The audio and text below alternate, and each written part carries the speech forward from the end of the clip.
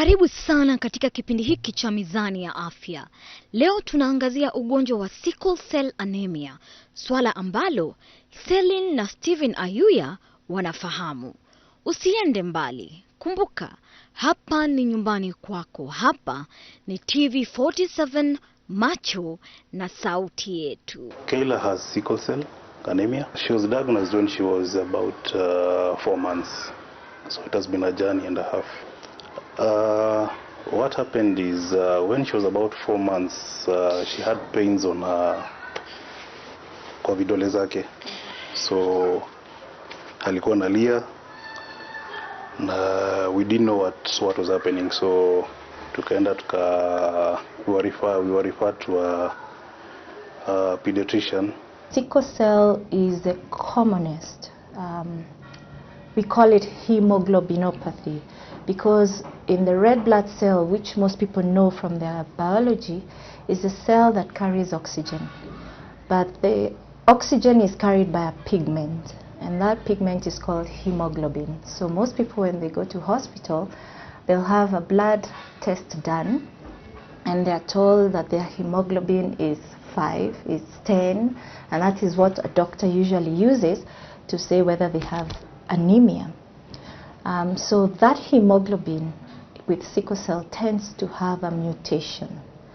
And that mutation, unfortunately, when the body has very low oxygen levels, instead of actually looking nice and round and smooth, the red blood cell changes its shape and it looks like a sickle. It has not been easy since the day that we discovered that Kayla had sickle cell. It's been a journey. As a mother, I have gone through, I don't know what to say, but it's been quite something.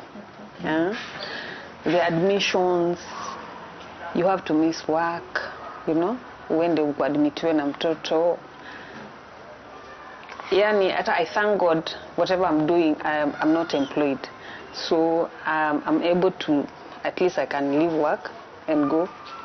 Nikae na mtoto hospitali, you know, na vitu kama hizo. But I thank God, the far that she has reached. At least she's 7 years.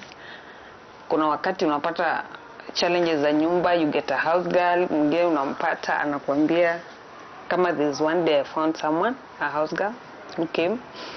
You know, when they come up to tell them the condition of my child, the medication and everything, kuna mmoja akaniambia, huyo haizi fikisha hata miaka 7. It really broke me down. But unajua kama mzazi, vitu zingine unajikaza tu. Anyway, akaenda. So I thank God, nilipata msichana mzuri who takes care of her. And I will even tell other mothers, when you get someone, because now you need to work, you need to do your other things. Ukipata msichana wa kazi, umweleze kila kitu, dawa za mtoto, vile anafaa kukunywa every day, because she's not supposed to miss her medication. Fruits lazima akunywe, vegetables lazima akule, anafaa kukunywa a lot of fluids, juice, water.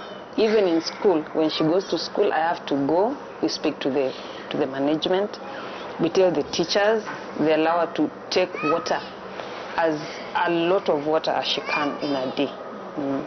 Kwa sababu asipokunywa, akikuwa dehydrated, problem inaanza hapo. Weather ikichange, when it's cold, that is another problem. At least when it's hot like now, it is okay. Once she was diagnosed with that, amekuwa akiingia hospitali on off, especially when she was young. So amekuwa admitted between times anakaa 3 days to about 2 weeks, because she also has to be given blood. She has to undergo blood transfusion at times. And I'll talk about what is most striking, because this is what children with sickle cell come and say. And they say, Daktari, if you could take away my pain, that would be the best thing you could do for me. And sickle cell, actually the most distressing symptom is pain. And as we said, red blood cells tend to look, the ones that carry oxygen, tend to look almost like a donut. When they are like a donut, as they flow through the blood vessel, they are able to maneuver their way. But once it changes shape and looks like a sickle, then it's unable to actually flow very well in the blood vessel. And remember, the blood is carrying oxygen, it's carrying other nutrients. So if there is an obstruction of that blood vessel, then what happens is the oxygen does not get very well to those tissues, and those tissues start dying off.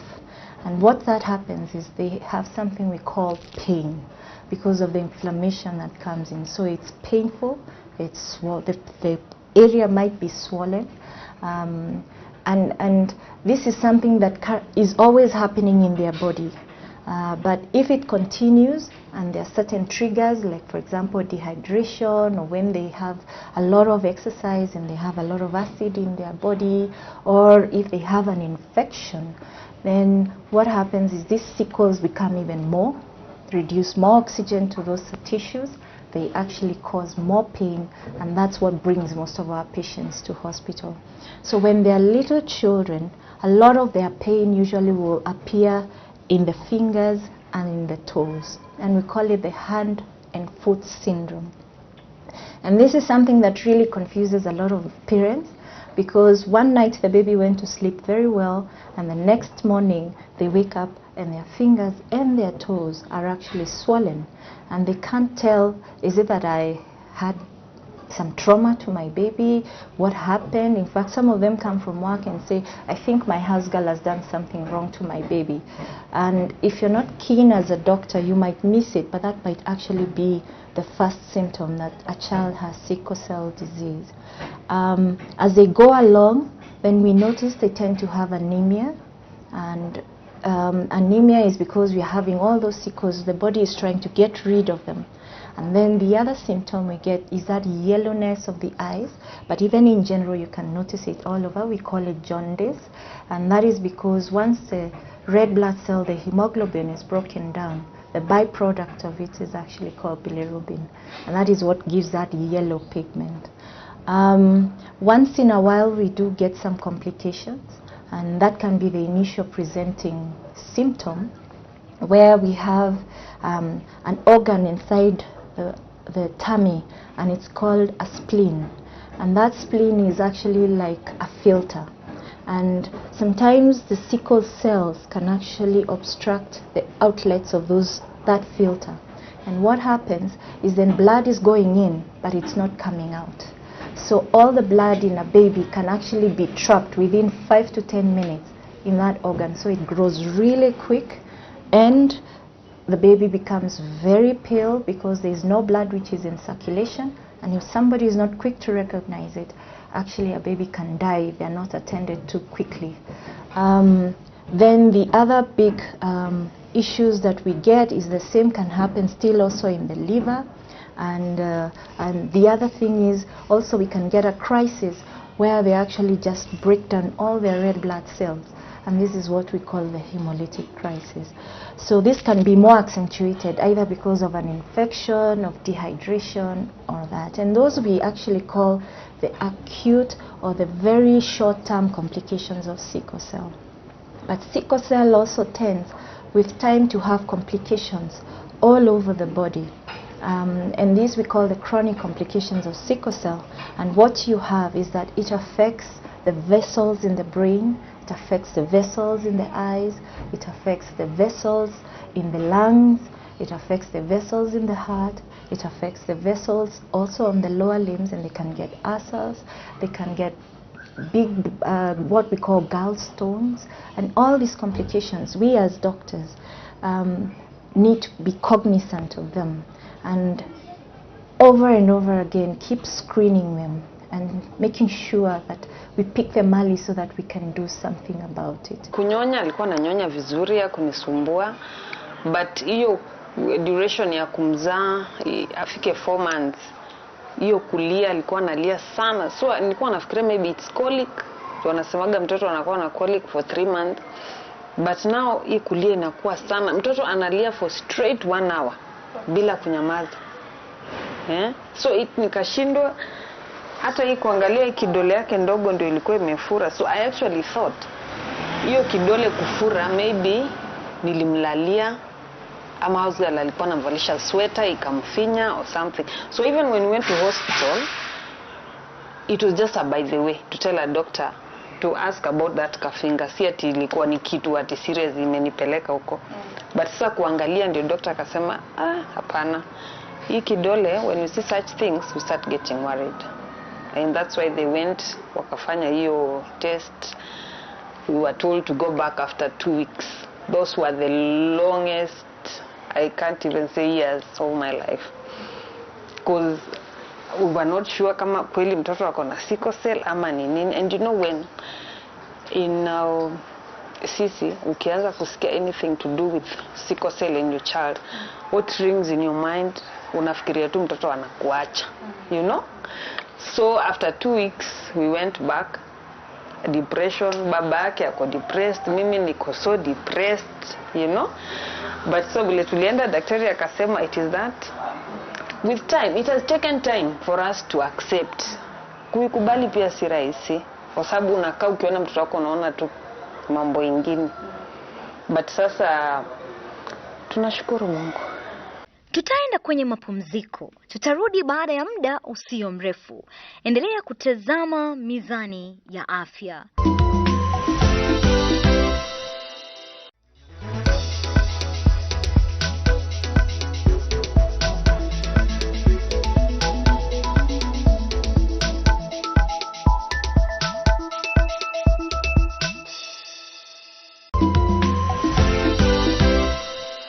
Karibu tena mtazamaji. Unaendelea kutazama Mizani ya Afya. She has to take some certain drugs. So she's on a supplement and some drug called hydroxyurea.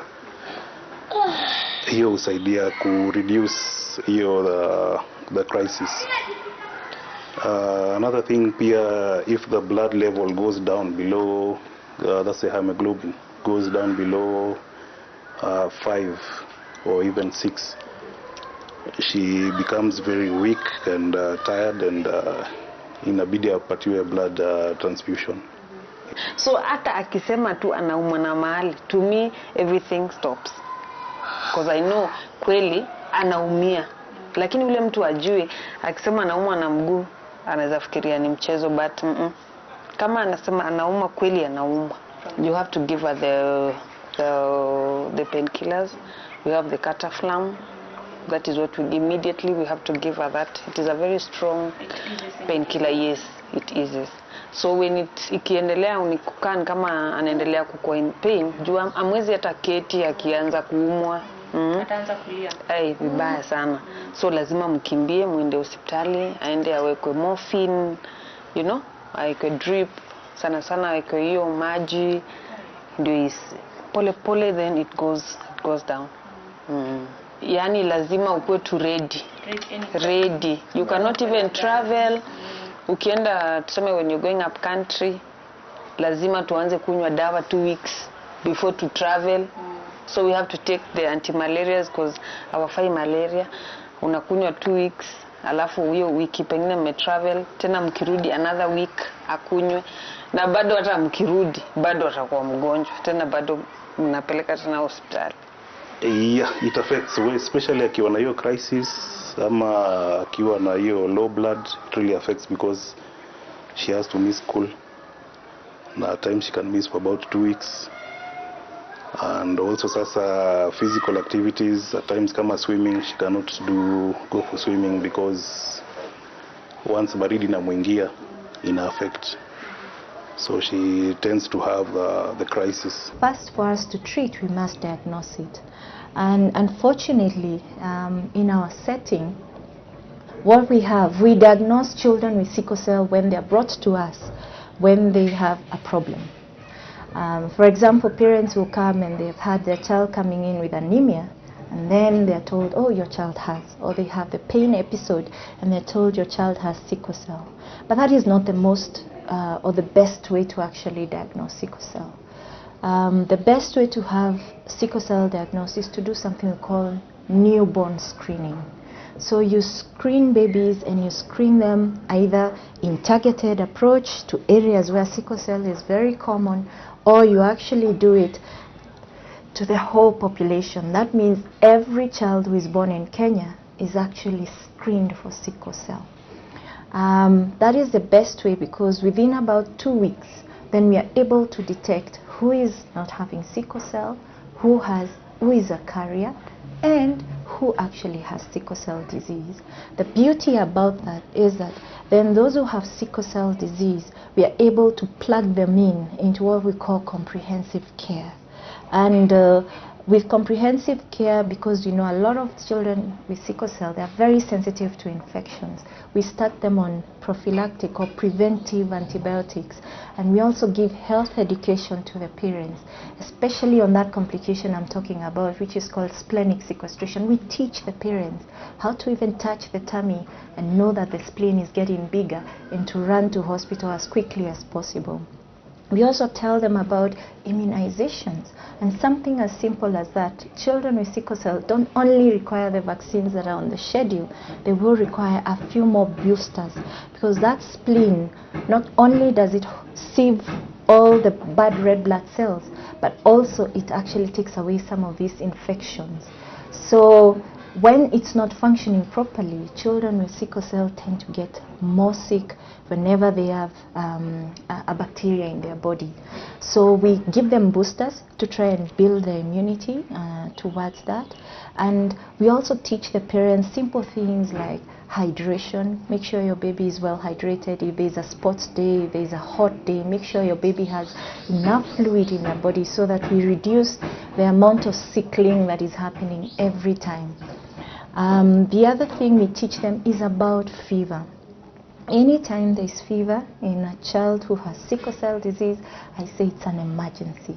They must go to hospital, and when they go, I usually tell most of my colleagues is please be careful before you discharge them, because children might look more or less okay, they just have a fever, but if you look at them down a few hours down the line, that you might actually discover that they've actually passed away. So infections are things that we really need to be very careful, and you just need to admit them, start them on a good course of antibiotics, and in a few days you're out.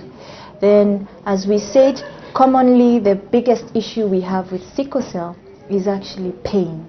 And one of the things that we do as we talk to parents is to teach them, because some of this pain they can deal with it at home, is that whenever they see their child either complaining of pain or they look irritable for the infants, is assume they have pain, and we teach them which medications to give, and if that doesn't improve, please seek further care in a hospital so that we can be able to give stronger pain medications. Because as we said, what reduces their quality of life is actually pain. And I say most of the time, most people come to see a doctor because they're in pain. They could have something swollen for years, but the day it pains, they'll see a doctor. So pain is something we shouldn't allow any child to be experiencing.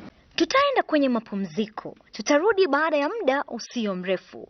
Endelea kutazama Mizani ya Afya.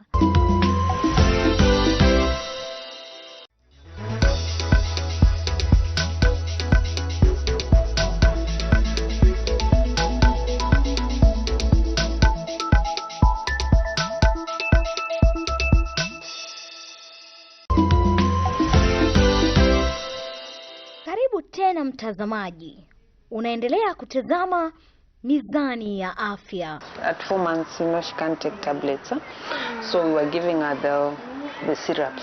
But now the problem with the syrups, zinaharibu meno. Hata ukimwangalia, unaona, ameoza meno already because of the syrup. Because it has a lot of sugar and she takes every single day. But sasa vile amekuwa mkubwa kidogo, sasa tunatumia. Basically, once they come in, we plug them in, and there are also now certain medications that we give. One wonder drug has been something we call hydroxyurea. Unfortunately, in Kenya, we don't have it all over, available all over in the country. So it's a big challenge that even when we know our children with sickle cell require to be on it, most of them are not on hydroxyurea. But hydroxyurea has been shown over and over for more than 50 years now that it has enormous effects, and it actually helps children with sickle cell prevent most of those chronic complications you're talking about, and even some of the acute complications. For example, some of the children come in, we start them on hydroxyurea and we stop giving them blood. And I say blood is good if it's life-saving, but also it has its own effects. It has issues of iron overload. It has issues, I'm exposing you to somebody else's infections. I'm exposing you to somebody else's antigens or proteins. So if you can avoid a blood transfusion, that's a good thing for you. If you can avoid hospitalization, it's always expensive. So hydroxyurea is something we want to introduce very early in sickle cell disease, and we have now enough investigations that have shown you can actually start it all the way from 9 months of age all the way up. But you notice a 9-month-old, the drug comes as a capsule. He'll not be able to swallow a capsule. They need a syrup. That syrup has to be reconstituted, and a lot of the hospitals cannot reconstitute hydroxyurea. So then you find a lot of our children end up missing out on being put on hydroxyurea and end up with a lot of the complications. So the challenge we have in Kenya is that we diagnose sickle cell when children come to us, which is not the most effective strategy. So we diagnose them late. We diagnose them when they have had so many complications. And we also don't have some of the most life-saving medications like the hydroxyurea widely available and in formulations that will be able to be taken for the little ones all the way from 9 months of age. Hii ni condition imekuwa, but people are not much aware about it. But once you have hizi groups, you're able to brainstorm and know what alternative you can have. We also have herbal supplements which quite work well. Like we have it's a condition, and this condition is prevalent in West Africa. So with them, they've really come up with their own supplements which are natural. Though at times getting them prescribed by the doctors is not possible, because those are not things that have been undertaken by the drug poisons and pharmacy board.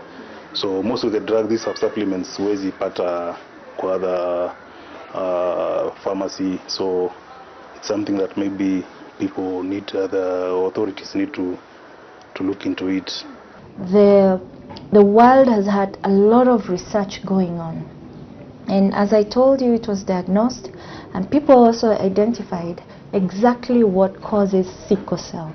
And it's a point mutation, meaning it's one point of that gene that actually is defective. So the current research has been, can we look for a cure for sickle cell? And yes, there is a cure.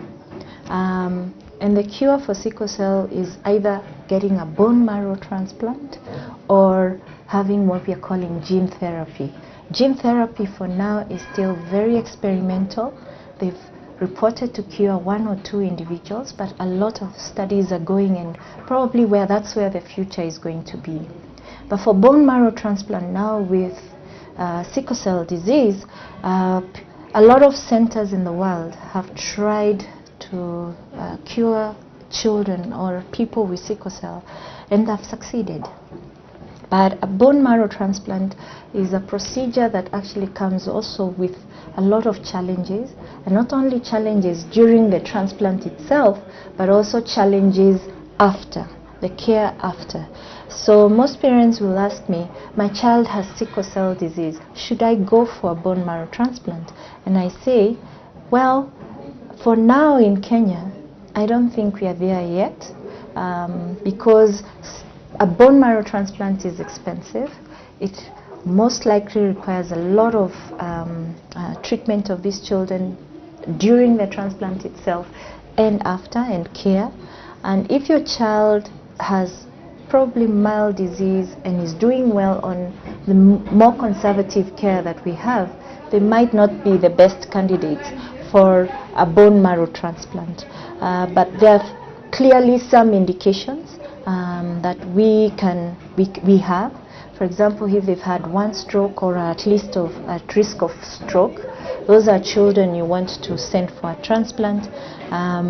Or if they have some other major complications, or their sickle cell disease is not responding to the medication that we conventionally would use, then basically that's what we do, send them for a transplant. Our advice is one, ni kujua Mungu, and then to pray.